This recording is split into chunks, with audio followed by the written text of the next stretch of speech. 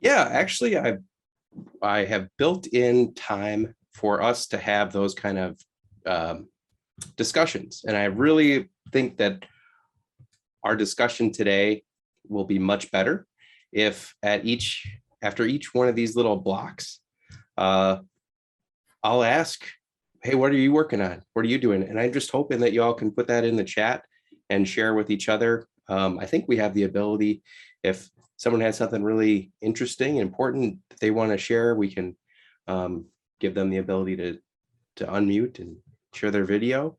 So yeah, I think we want to go as we go here. Your questions, your comments, I'll try to pay attention um, to the chat box. But if I miss one, Dave, just let me know, and Okay. and we'll get into those. Sounds good. Thank you. So, yeah. So again, this is kind of the framework that I'll be using, and hopefully it's helpful for you. Just a little background on how I came about to this. We had been working with talking with newcomers, and one of the tools that has been helpful is to just conduct a chronological interview. Sounds fancy, but it's really not nothing that anyone can't do. It's just tell me the story of how you decided to move to this community. How did you learn about the community? How did you, as you were getting closer to choosing this place, what things were you thinking about? Okay, now that you moved here, what was it like? And just following their journey as they went. And oftentimes we'll try to map those and identify the different touch points in the community that people have used. Anyway, when we have gone through that enough times, you start to see that there's kind of a pattern where people are investigating the community. They're learning, deciding whether they want to go there, and they're interacting with marketing messages. They're getting serious. They start getting into a recruitment pipeline. Maybe they're talking to employers or people that live there. And anyway, this is just trying to have a strategy that's built around their journey as a new resident, and understanding that it's slightly different for everyone, but there are some phases, and there is a little bit of consistency that we can build upon. So at each, this will be broken out into sections, and we'll just take a break between each section and hear what you have to say, hear what you're working on. So hopefully that'll be fun and enjoyable for you to learn from each other, as well as for me to share some of the things happening in Minnesota. So let's get started. This first point that I think is really helpful and important in your strategy is just to understand newcomers, to understand where they're coming from. What is it that made them choose your community? There are people, like I mentioned earlier today, that have already chosen to live in your place, and you want to be able to understand the really important good things, bad things, and different things that was working for them. And the question in your strategy might be, how will you learn about the experience of becoming a newcomer in your community? And here are just some options that we have. We conducted focus groups, really simple, 5 to 10 people, get them together, feed them a light meal, and ask them, how long have you lived here? Why did you choose this place? What did you like about it when you moved here? I actually have a set of questions that I've used over Zoom and in person that if anyone's interested afterwards, you can email me and I'll send you questions and guides on how to do a focus group. But focus groups can be really effective if you can identify some newcomers, you get some information to help you build your strategy right away. We've also done, like I mentioned earlier, these in-depth interviews where we talk about the journey, talk about the timeline that someone used when deciding to move to a community, and then what it was like after they arrived. So interviews, very helpful, lets you get much deeper into the what's happening. I mentioned during my earlier remarks about a survey that we did, and quick surveys, if you can find a way to get a list of newcomers, can be very helpful. You can ask them similar questions to like you would in an interview or focus group about why they chose this place. What was it? What sort of things are they liking? Rate the community on a number of factors. And again, if you're interested in a survey, I can help you get good templates to start with on this particular topic. One of my favorites, even the smallest communities can do this, is just to hold an event. In my community, we did an annual Newcomer event. It was, if you're new to town, come, you'll get a turkey dinner, you meet local businesses, you'll hear about what's happening from leaders in the community, but you'll also get to meet other new people in the community. I made friends that lasted decades because of that kind of event. It was probably the best $300 worth of turkey dinner that our community spent all year, for sure. But there's also other ways that you can understand what's happening with newcomers. And I mentioned sort of looking at the census data. This was sort of that example of a typical prairie town that we have in Minnesota, or even in Nebraska or South Dakota, where we saw losses in the 20-year-old cohorts, but then gains in the 30 to 34-year-olds. In some of your communities, you might have a lot of recreational amenities, and that chart might look slightly different. You might have even more gains. You might have growing population, but you're still losing some younger folks. Or if you're closer to a core metropolitan area, you might be really great at gaining those younger people and families, but maybe they don't stick around when they're growing their family quite as much. So that can be helpful things that you can know to just start your understanding of who the newcomers are. Again, coming back to some of the research that has been done by Minnesota and Montana and others, we learned about why people are moving, and it kind of broke some of our expectations that it's just for a job, or what sort of education or interest they have. And I already shared these, so I won't really go into it, but if you do a survey or something in your community, you can start to learn about some of these things. It gives you a better picture of who has moved in. And we were able to compare results that we had against those from Montana and see some consistency, but also some differences. That in Montana, it seems maybe there's more people that had previous experience in the community that are choosing to move to the community they live in now. And again, we heard these themes: what simpler pace of life, safety and security, low cost housing. I already mentioned these. Again, I won't go through all of them, but just wanted to give you some more of a sense of what kind of information you can get, how it can help you with your strategy from like a survey or maybe focus groups, that sort of thing. This one I didn't share earlier, the proportion of households that indicated it was important in some way.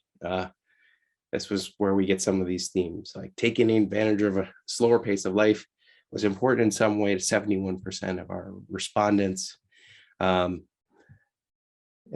at the bottom of that list. Find higher quality schools, about 50%.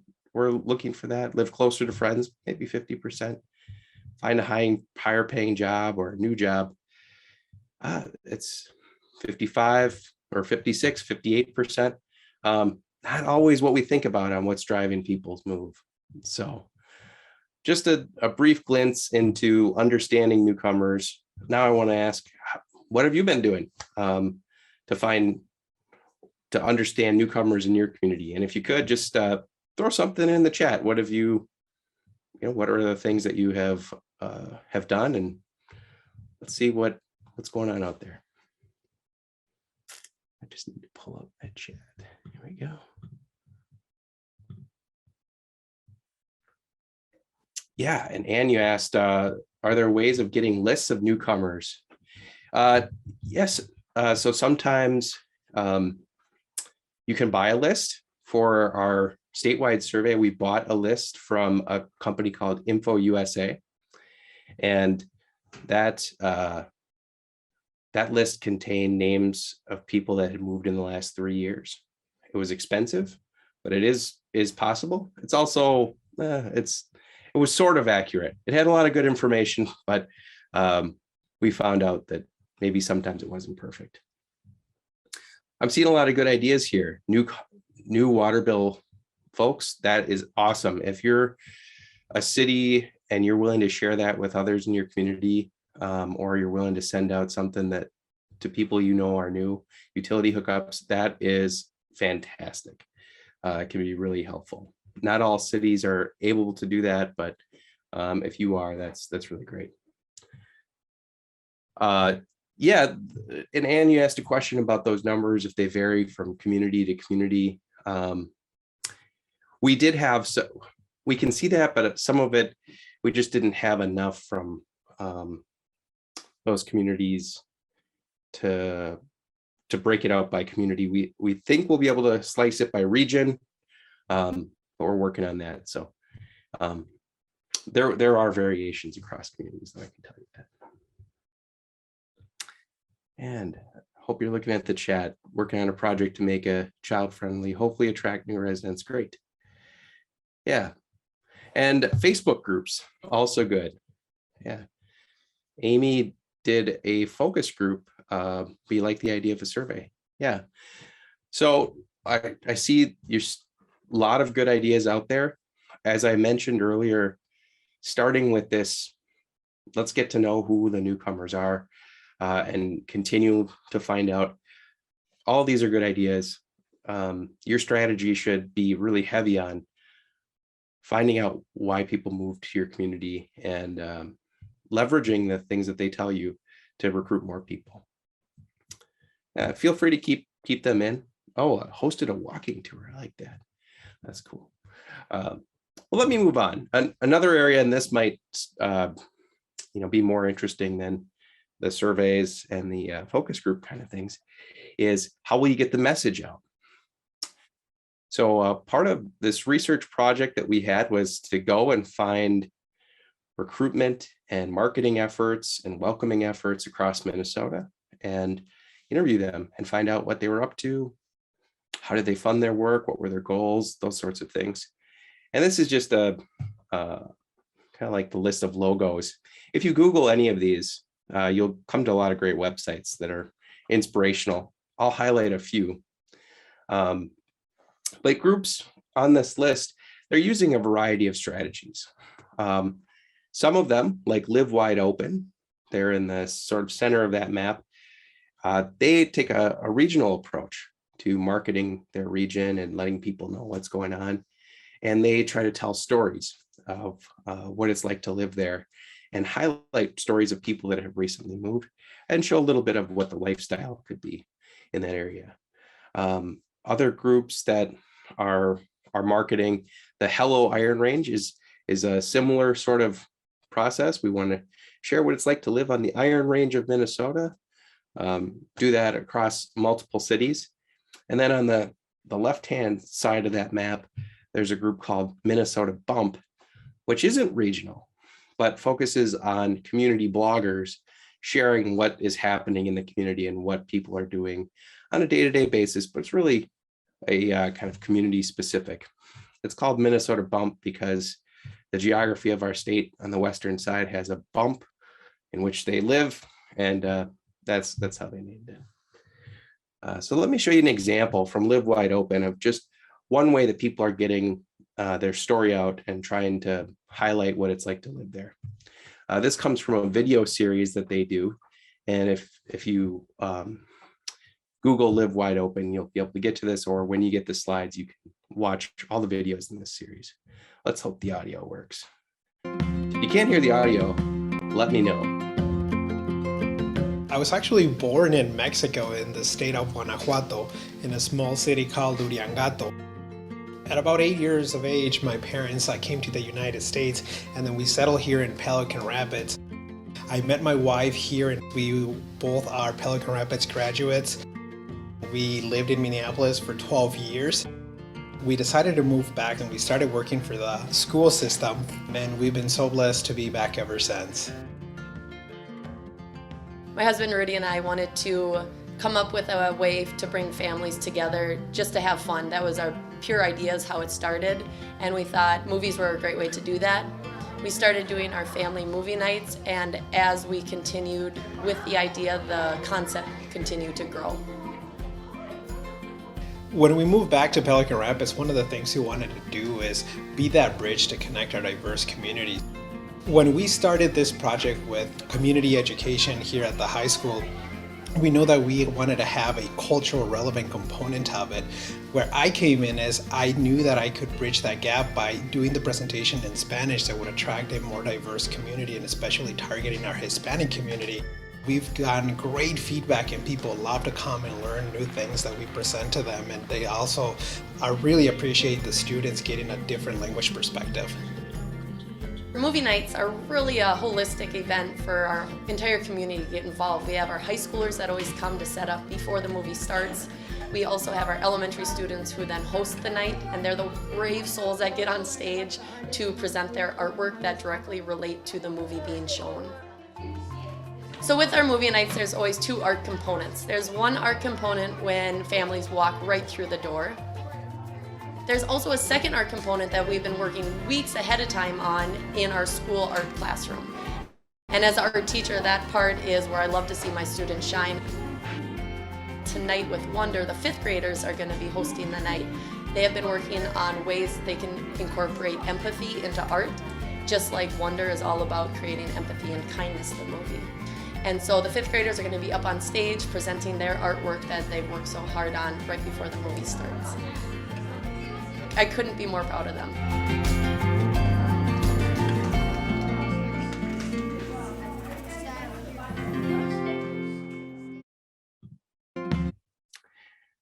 So as you can see, it's not just marketing. We have jobs. We're a nice place to live. We have parks.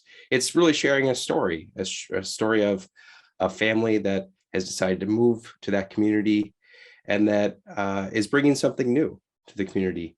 It also shows that people from all walks of life and all cultures and backgrounds and races can find a place in this community.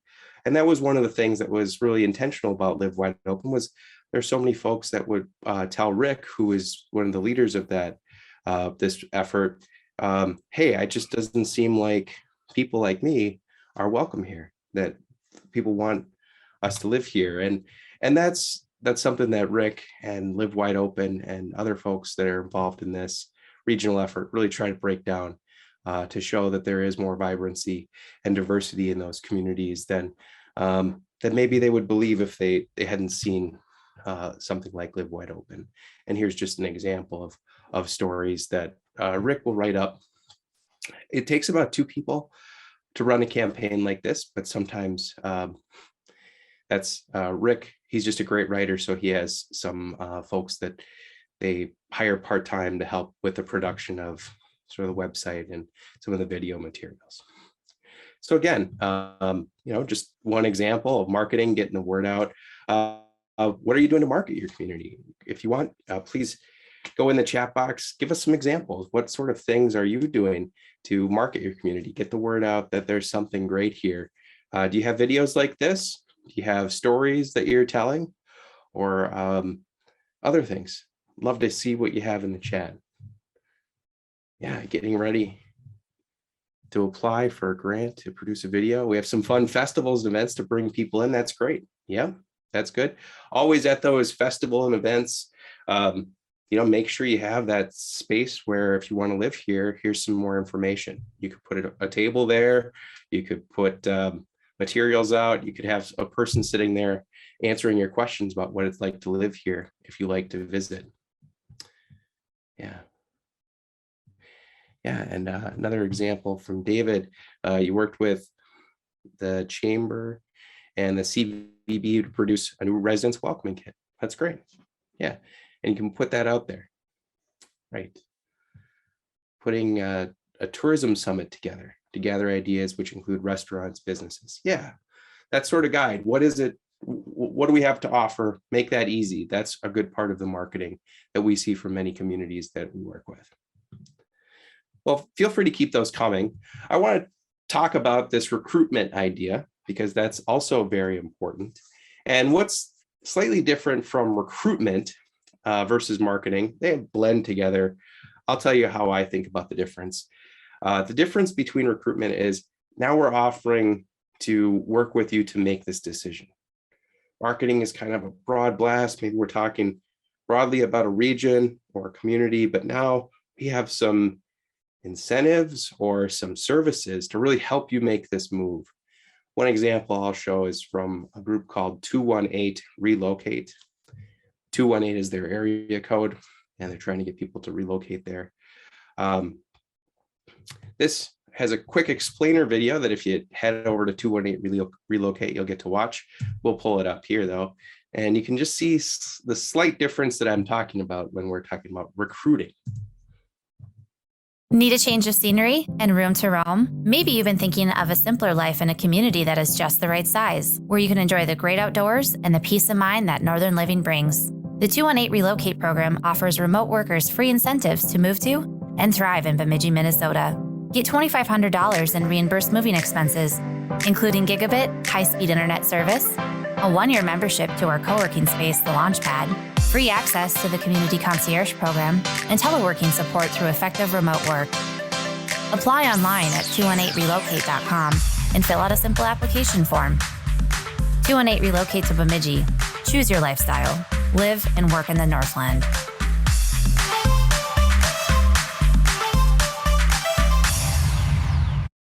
I don't know about you, but Need a change of scenery and room to... Those incentives sound pretty good to me. Maybe they sound good to you. Maybe you have some incentives like that.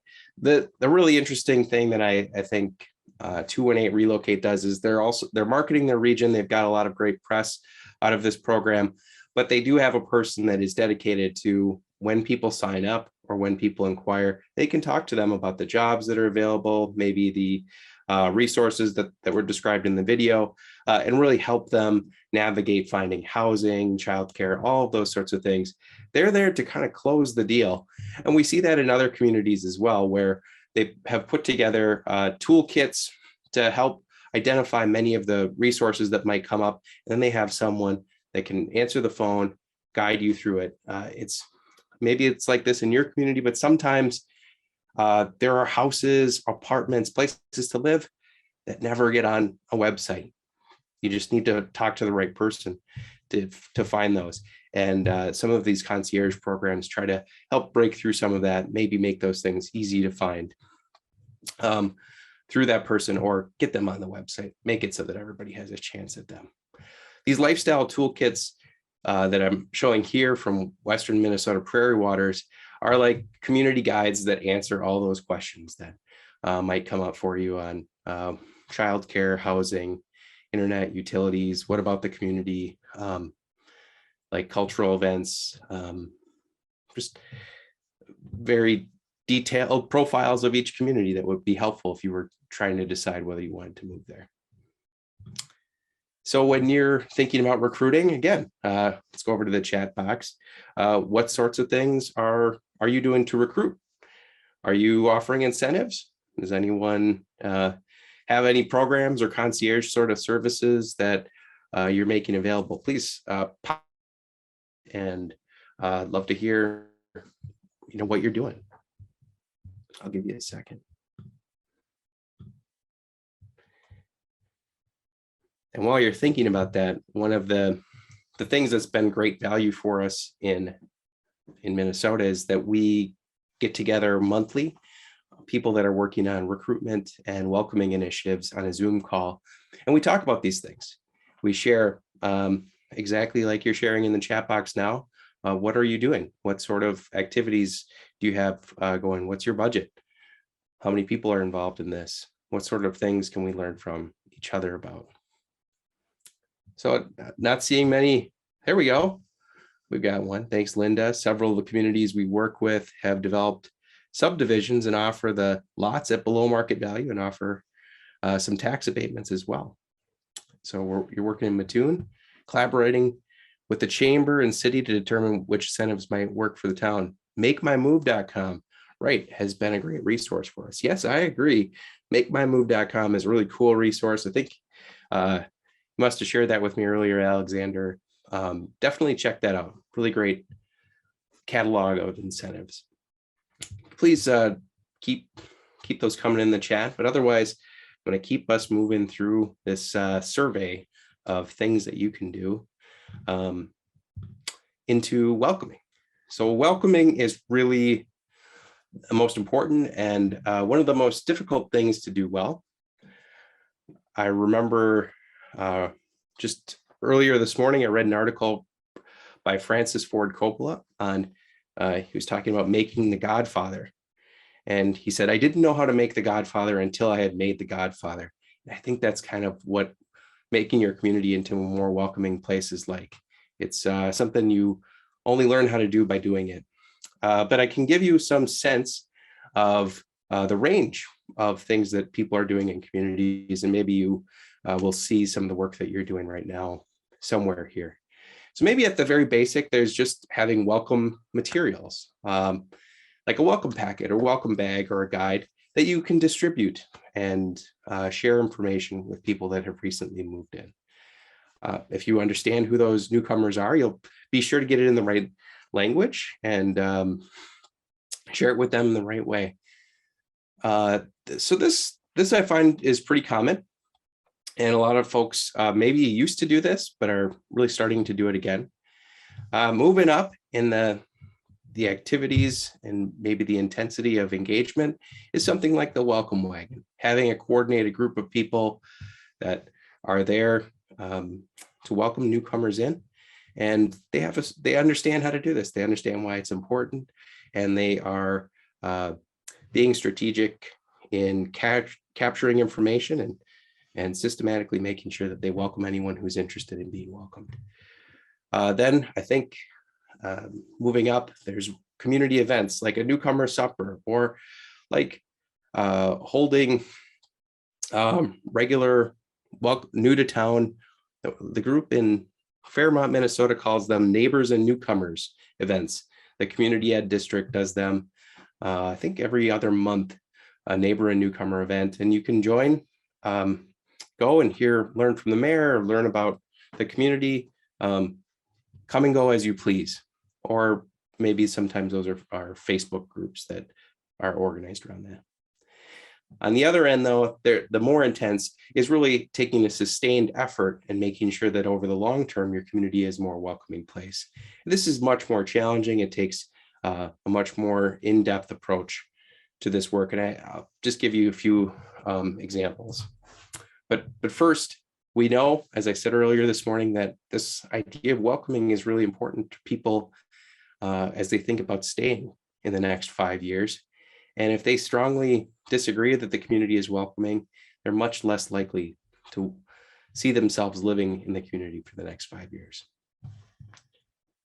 Just a quick example that I'll share. I'm a really big fan of Welcoming America. Maybe you've heard of them. They do this activity called Welcoming Week, but they also have welcoming standards that you can check out here. Google Welcoming America.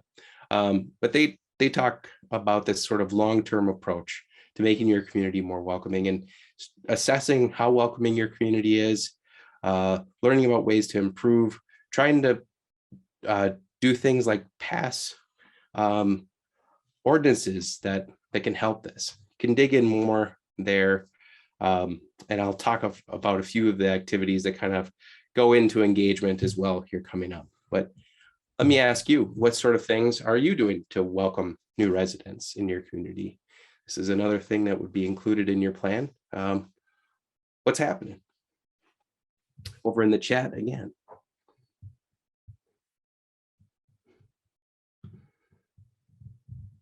Hopefully there's some things, do you have the welcoming packet? Do you have the welcome wagon, or are you going more in depth, digging into this? Neil, I think we can unmute someone if they ask, or if somebody wants to talk rather than type. Yeah, that's fine. Yeah, you just let us know if you have something you want to share. Hi, Neil, this is Sam Harnack from Hancock County Economic Development. How are you? Hi, great. Yeah, go ahead. So just a quick, I actually moved here about a year ago from a small town in the mountains of Wyoming, and we're originally from the east side of the state, but now I'm over here on the west side of the state.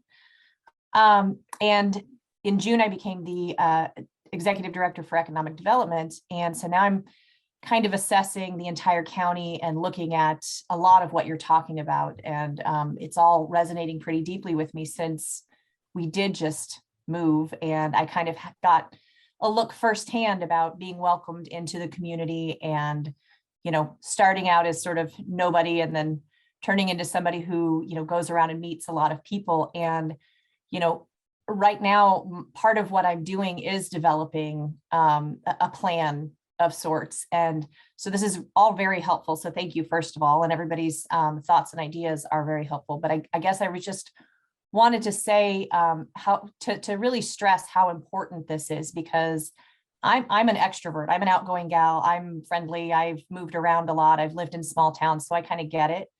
But there is a lot to be said for moving into some place for somebody who isn't like me, who doesn't feel welcomed, who might just say, you know what, forget it. I don't want to be involved. But if you do reach out and you do try to find those ways, then really you could have somebody who is such a champion for your community, and you might have missed them if they just didn't feel welcomed. So I'm sure everybody probably knows that, but I thought I'd mention it anyway, since I do have a bit of a unique perspective. So thanks. All right. Yeah, thank you. I really appreciate that.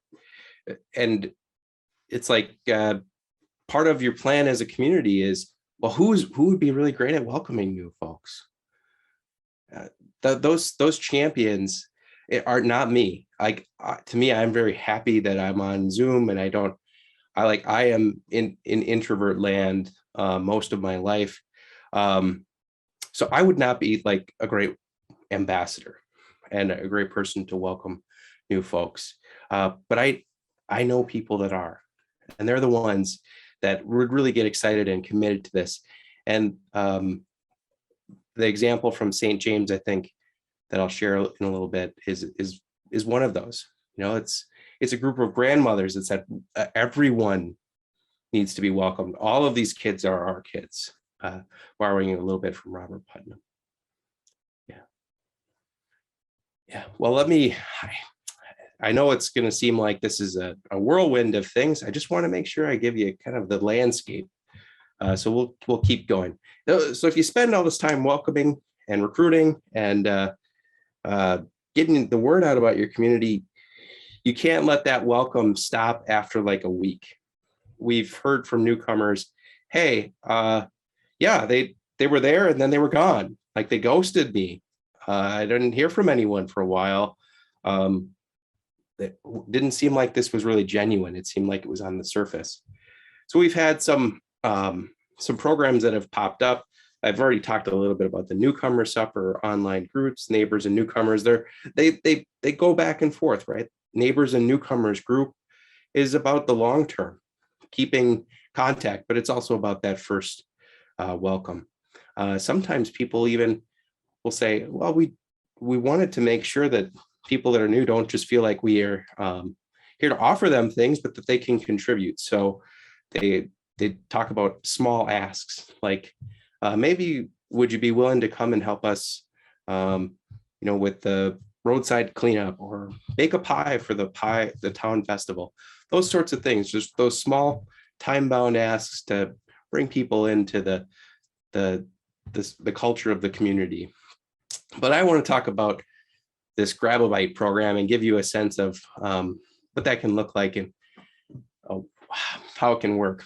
So we had given a presentation like this, and a guy named Eric Osberg said, I love these rules. Like, yeah, if I engage with a newcomer, and I shouldn't ask them to join something. I shouldn't ask them to like pay for the meal, or I shouldn't gossip about the town or ask them why the heck they're here. But I should kind of try to get to know them. What brings you here? What do you enjoy about this place? I should be willing to connect people that are new to others in the community that I know, knowing that I have a great network already as an existing community leader. And they launched this thing called GrabABite Program. GrabABite is really simple. It's really inexpensive. It's a group of about 5-10 local leaders that said, hey, if we hear about a person that has newly moved to the community and they say they would like to have lunch with someone, we'll grab a bite. And we have these rules that we'll share with them. But really, we just want to get to know them. We want to have a starting place, and we want them to feel like they have someone that they can call if they have questions. So GrabABite is kind of like that ongoing engagement through volunteers and others in the community. It's a great way to get started. But also don't forget that you have social clubs like maybe Lions or Kiwanis or well, whatever animal group you have in your town. I'm sure they're always looking for new members or new people that they can get involved in as well. The key to engagement is not to just say, here are ways that we can serve you, but to really ask, what are your dreams for the future of this community? What things would you like to see?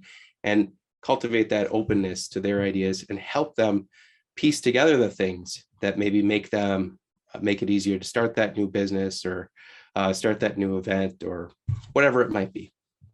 So curious again, how are you engaging newcomers in your community? What sorts of things do you do once someone has moved here? Maybe it's their first couple months here, not just that first week. What sorts of things are you seeing? Be happy to, if someone would like to unmute, feel free, or the chat box is fine there too. Yeah, so Kai, Picture Pittsfield has developed a welcome guide and a city map for retail dining and establishments. Yeah, and you hope to develop a concierge program. Cool. That's great. Anyone else doing this sort of thing where you're really actively connecting with people that are new, asking them what they're interested in, trying to get them involved?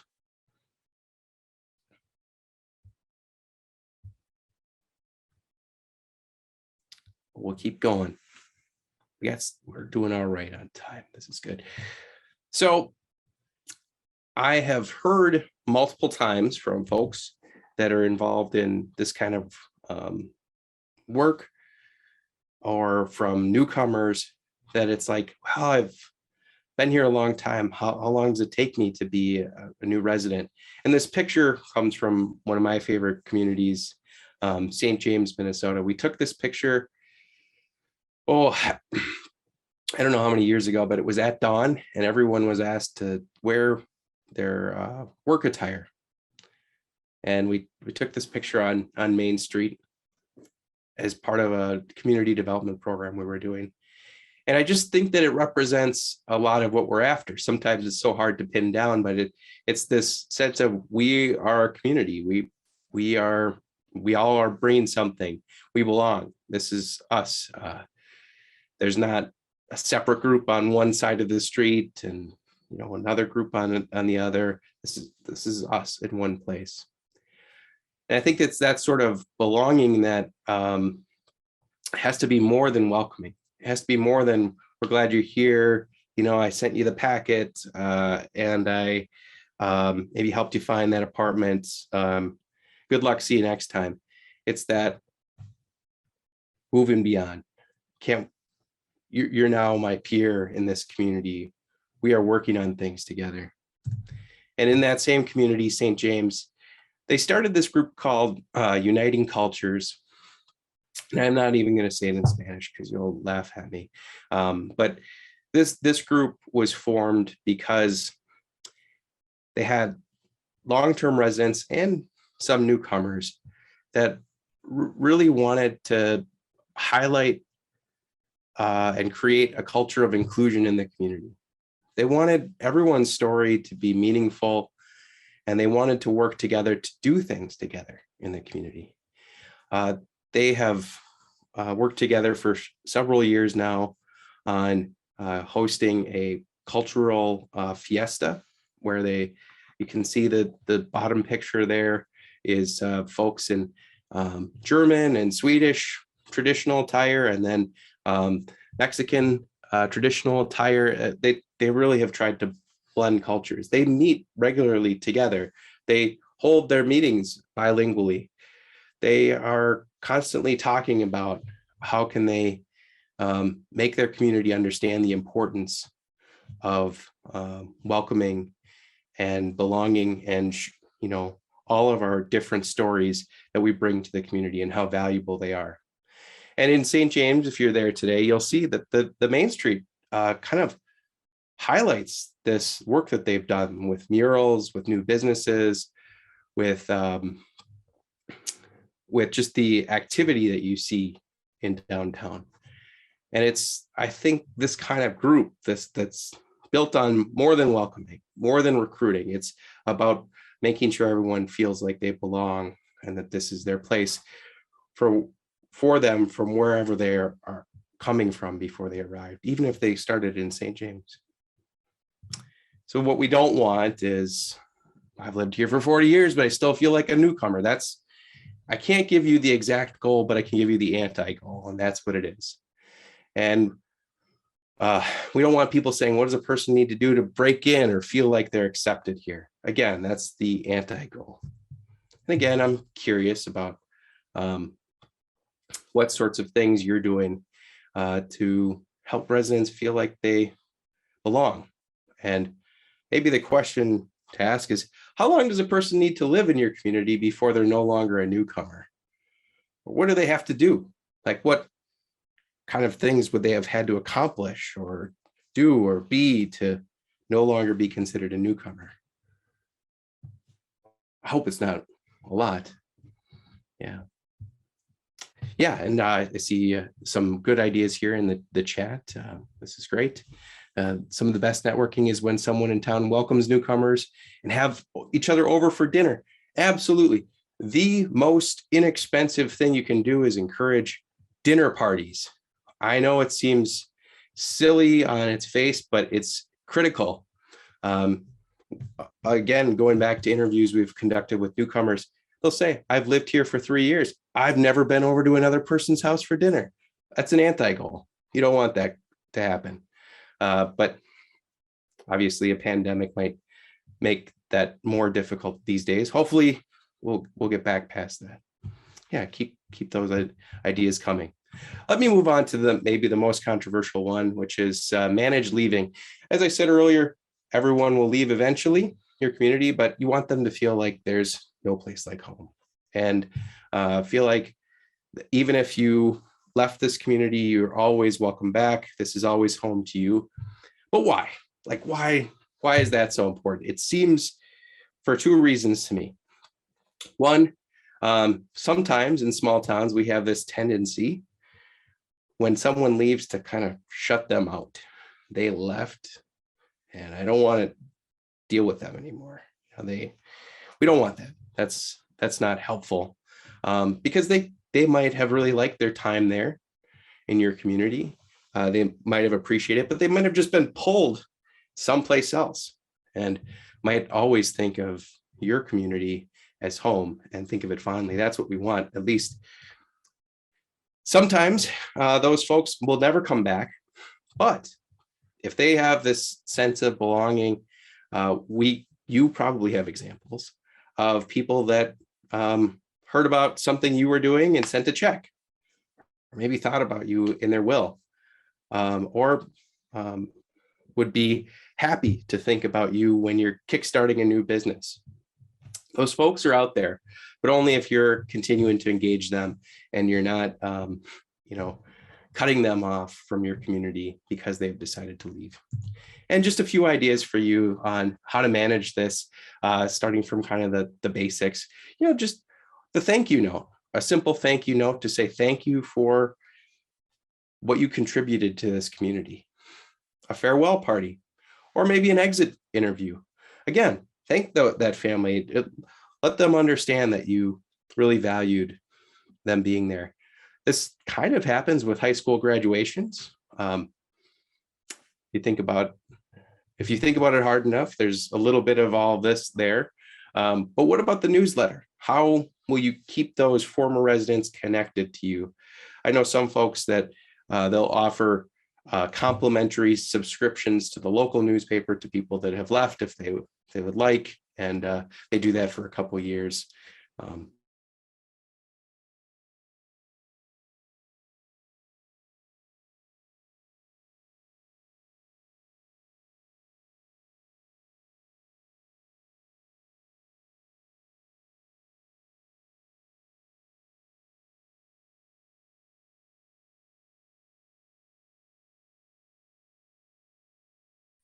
don't know what happened.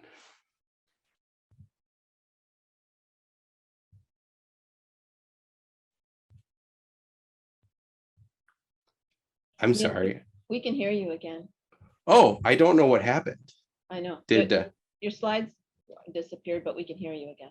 you can still hear me? Okay, here, I'll try to get my slides back. I'm not sure what happened. There, Okay. good. Okay, great. I promise I didn't touch anything, but okay. So how are you staying connected? If you're still willing and you're with us, put those in the chat box, share with the others on this call, how you stay connected to people that leave your community. In my experience, this is one of those areas where folks have thought the least about it. Like, how will we stay connected? How do we keep track of this? Do people want to stay connected? A story that resonates with me was from someone who was a newcomer in one community, but had left another, not surprising. And she said, well, this kind of connection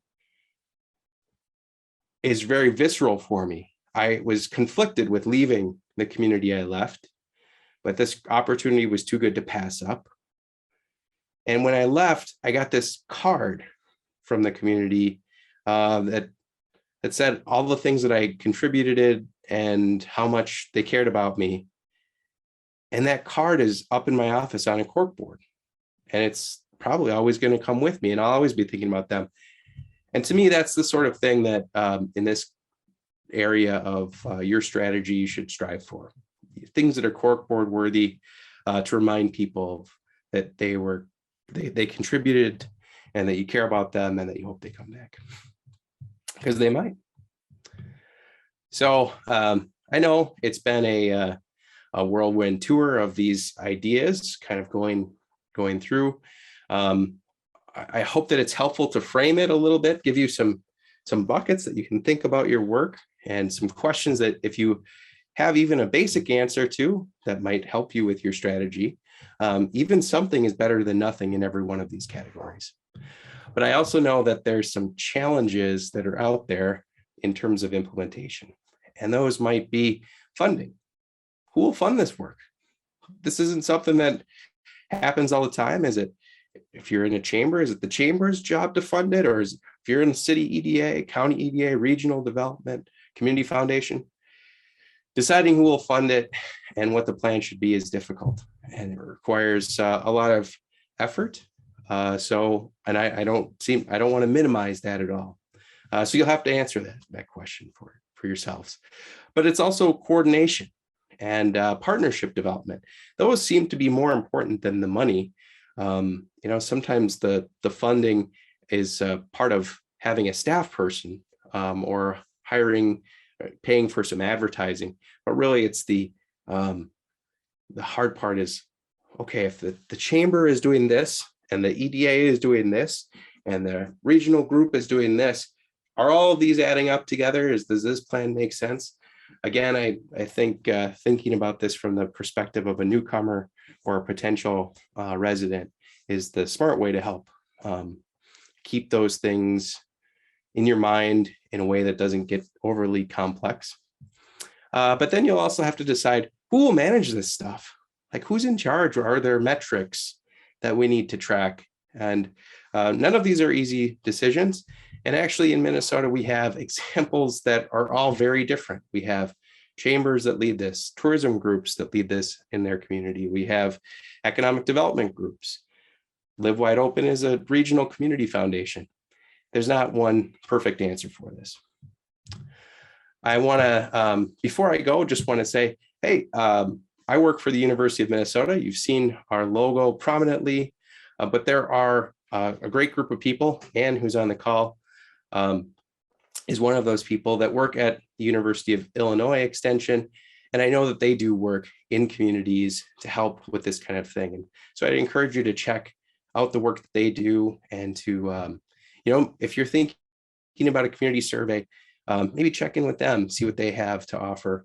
I know I'd be happy to share anything with Anne's team about even further detail about what we've done here.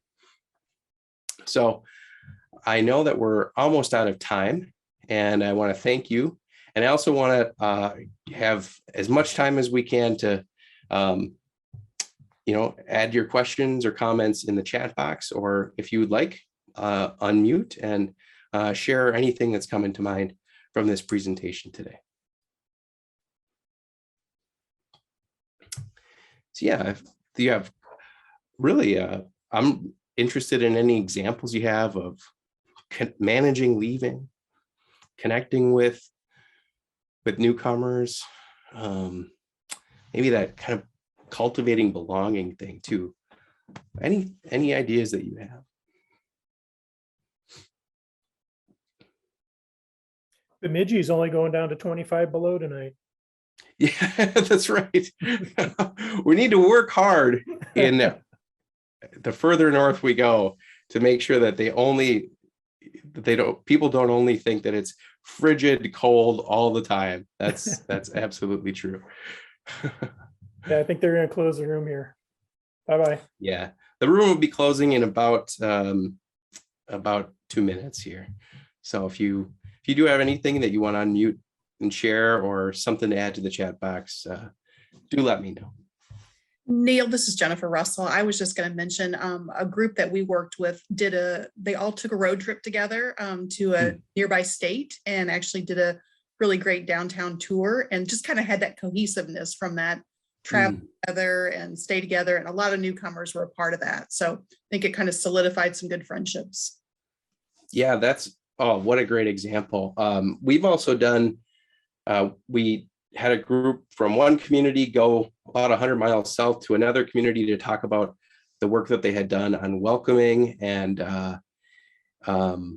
also like bridging cultures. And it was fun on the car ride, but it was also really great because the people instantly connected across communities and then could share the things that they were working on, what wasn't working. And I think they just found some encouragement in meeting with others. So road trips, yes. Field trips, do them. Great idea.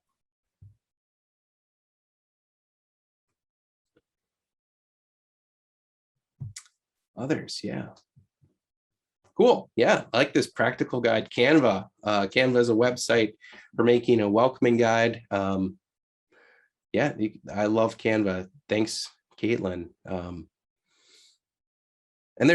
it's surprising when you make things like that. You might even find you have great resources right under your nose. People that are telecommuting right now that are professional graphic designers that would love to help you.